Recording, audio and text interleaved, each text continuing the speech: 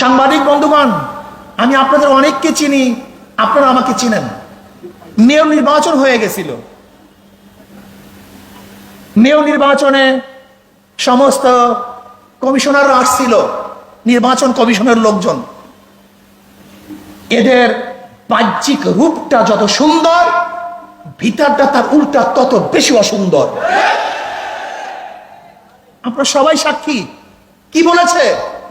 সুষ্ঠু নির্বাচন উপহার দিবে, সুষ্ঠু নির্বাচন হবে, আশ্বস্ত হন। অথচ আমরা কি দেখেছি? বরিশাল মেয়র নির্বাচনের মতো কারচুপি নির্বাচন হয়তো আপনারা দ্বিতীয় কোনো দিন দেখেন নেই। ঈদের অধীনে নির্বাচন সম্ভাবী না, হতে পারে না। এরপরে আমাদের উপর আক্রমণ করেছে। আওয়ামী লীগ ভেবেছে আমরা তো খোদা হয়ে গেছি, আমরা আমেরিকাকে স্যাংশন দেই, অমুককে জেলে ঢুকিয়ে রাখি, অমুককে হত্যা করি, আমরা অমুককে বিতরিত করি, অমুককে গুণ করি, অমুককে খুন করি। আমাদের জিজ্ঞাসা করার কে আছে? আমরা মাজলুম ছিলাম, আমরা প্রতিশোধ নেই নাই, কিন্তু আল্লাহর কাছে বলেছি আল্লাহ জান্নাতে বিচার করো। আমি আল্লাহর কসম করে বলতে পারি আল্লাহ মাজলুমদের পক্ষে, আল্লাহ জালিমের পক্ষে নয়। আমি তখনই বলেছিলাম আওয়ামী লীগ অবশ্যই আল্লাহ পাক রব্বুল আলামিন এই জুলুমের বিচার করবেন, করবেন ইনশাআল্লাহ।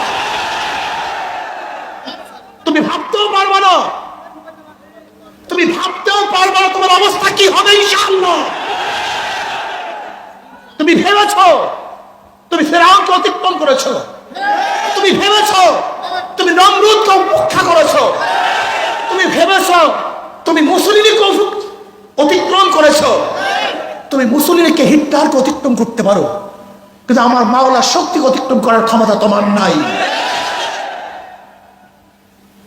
লক্ষ লক্ষ মানুষের চোখের পানি বৃথা যেতে পারে না। আমি বিশ্বাস করি এই জুলুমের বিচার হবেই হবে ইনশাআল্লাহ।